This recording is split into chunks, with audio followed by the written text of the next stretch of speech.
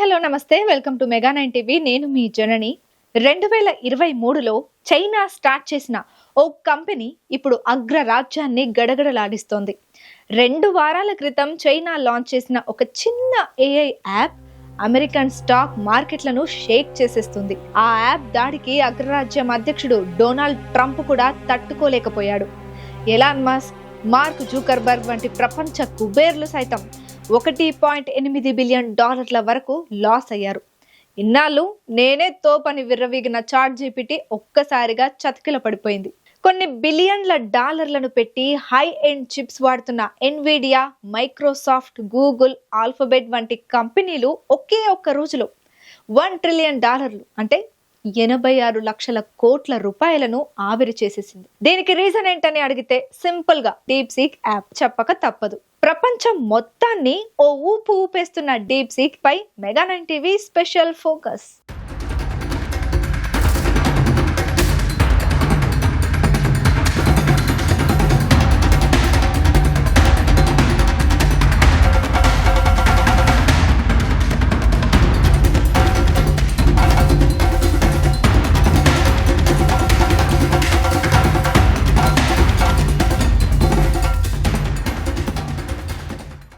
Trump వచ్చేశాడు. ఇక Biden హయాంలో పడకేసిన పాలన కుదురుగా కూర్చుంటుంది.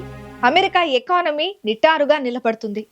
వాల్ స్ట్రీట్ స్టాక్స్ హుషారుగా పెరగెడతాయి అని తడిగుడ్డ వేసుకొని పడుకున్న అగ్రరాజ్యానికి ఒకే ఒక్క కిక్ ఇచ్చి నేల మీద పడేసింది డీప్ సీక్ యాప్. మనం కోరిన ఇన్ఫర్మేషన్ ను క్షణాల్లో అక్యూరసీగా అందిస్తూ టాప్ ప్లేస్ లోకి చేరి చాట్ జీపీటీకి, జెమినీలకు గట్టి పోటీ ఇస్తోంది. 2025 జనవరి 10లో DeepSeek R1 model iOS, Android లో రిలీజ్ అయింది. ఆ యాప్ విడుదలై 17 రోజులకు అంటే జనవరి 27న 2 ఆసక్తికరమైన విషయాలు జరిగాయి. అప్పటి వరకు ఆర్టిఫిషియల్ ఇంటెలిజెన్స్ లో స్టార్ పర్ఫార్మెన్స్ అందిస్తున్న open AI, chat GPT, Google's Gemini వంటి యాప్స్ ను దాటుకొని హైయెస్ట్ రేటెడ్ యాప్ లాగా ఈ యాప్ టాప్ 1 ప్లేస్ లో కూర్చుంది. మన దగ్గర పవర్ ఉంది, టెక్నాలజీ ఉంది, మనీ ఉంది, మనల్ని ఎవరు ఆపేది అని యుఎస్ చిల్ అవుతున్నప్పుడు నేనున్నానంటూ తన సక్సెస్ తో గూబ గుయ్యమనిపించింది డీప్ సీక్. చైనాలోని హాంగ్జౌ నగరానికి చెందిన లియాంగ్ వెన్ఫెంగ్ అనే కుర్రాడు డీప్ సీక్ ప్రాజెక్ట్ ను 2023లో స్టార్ట్ చేశాడు. కేవలం $5.6 మిలియన్ ఈ ప్రాజెక్టును మొదలు పెట్టాడు. I and artificial intelligence services ఒక సగటు వ్యక్తి తీసుకోవాలంటే పెద్ద అమౌంట్లు ఖర్చు పెట్టాల్సిన అవసరం లేనే లేదు. ఓపెన్ సోర్స్ అవ్వడం వల్ల ఏ బిజినెస్ ఇన్వాల్వ్ అవ్వాలన్నా, బెనిఫిట్స్ పొందాలన్నా చాలా తక్కువ అమౌంట్తో చేసుకునే వెసులుబాటు కల్పించాడు లియాంగ్. చైనాలో హై ఎండ్ చిప్స్ లేవు, లేటెస్ట్ టెక్నాలజీ అందుబాటులో లేదు. అయినా లియాంగ్ దీనిని ఛాలెంజ్ గా తీసుకున్నాడు. పాత చిప్స్ తోనే ఈ యాప్ ను రెడీ చేశాడు. ఇప్పుడు ఈ డీప్ సీక్ అనే యాప్ కంప్లీట్ గా మాసెస్ ను ఓ రేంజ్ లో అట్రాక్ట్ చేస్తుంది. హై ఎండ్ ఫోన్ ఉండాల్సిన అవసరం లేదు. యాప్ స్టోర్స్ లేదా ప్లే స్టోర్ కి వెళ్ళి డౌన్లోడ్ చేసుకొని ఎలాంటి సబ్స్క్రిప్షన్ లేకుండా యాప్ ను వాడుకోవచ్చు. అందుకే ఈ యాప్ డెవలపర్స్ ని, రీసెర్చర్లని, స్టార్టప్స్ ని విపరీతంగా అట్రాక్ట్ చేస్తుంది. ఇది ఓపెన్ స్టోర్స్ అవ్వడం వల్ల ఇంట్రెస్ట్ ఉన్న డెవలపర్స్ ఈ యాప్ ను మరింత బిల్డ్ చేసి మాడిఫై కూడా చేసే ఛాన్స్ ఉంది. లియాంగ్ టీంలో 29 ఏళ్ల లువో పులి ఎంతో కీలకమని చెప్పాలి. ఆమె ఓ tech researcher. Natural language processing లో ఆమె దిట్ట. ఏ ఆర్టిఫిషియల్ ఇంటెలిజెన్స్ మోడల్ ను తీసుకున్నా అందులో లాంగ్వేజ్ ప్రాసెసింగ్ ఎంతో కీలకం. లువో పులి 2022లో డీప్ సీక్ టీమ్ లో చేరాక ఆ ఏఐ ప్రాజెక్ట్ శరవేగంగా పరుగులు పెట్టింది. చిన్న కుటుంబంలో పుట్టిన లువో చదువుకు ఎలాంటి ఆటంకం లేదు. బీజింగ్ లో ఓ నార్మల్ యూనివర్సిటీలో కంప్యూటర్ సైన్స్ కోర్స్ చేసింది. Peking university institute of computational linguistics లో కూడా చదువుకుంది. 2019లో జరిగిన ACL కాన్ఫరెన్స్ లో ఆమె ప్రెజెంట్ చేసిన 8 పేపర్లే ఆమె జీవితాన్ని టర్న్ చేశాయి. ఈ కాన్ఫరెన్స్ కు హాజరైన అలీబాబా, షియోమి టెక్ కంపెనీలు లువో పులి ప్రెజెంటేషన్ కు ఫిదా అయిపోయాయి. ఇదే ఆమె భవిష్యత్తు విజయాలకు బాటలు వేశాయి.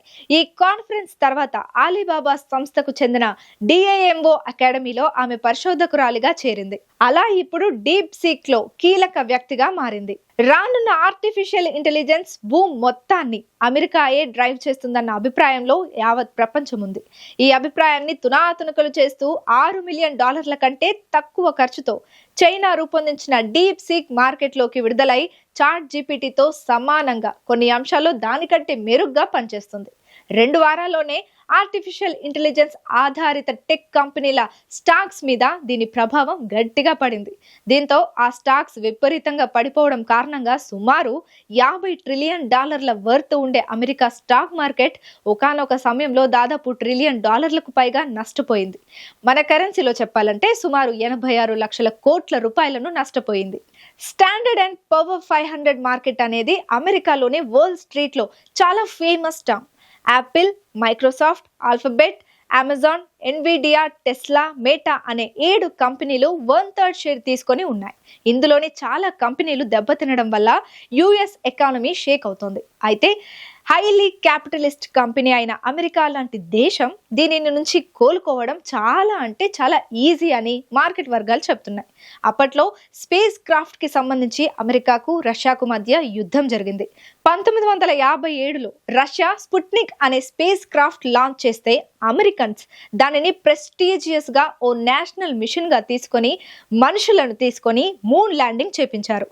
ఇప్పుడు డీప్ సీక్ విషయంలో కూడా అదే జరుగుతోంది. ఖచ్చితంగా అమెరికా దీనిని ప్రెస్టీజియస్ గా తీసుకుంటుందని అనడంలో ఎలాంటి డౌటే లేదు. అల్టిమేట్ గా యూజర్లకే ఎక్కువ బెనిఫిట్ అని చెప్పొచ్చు.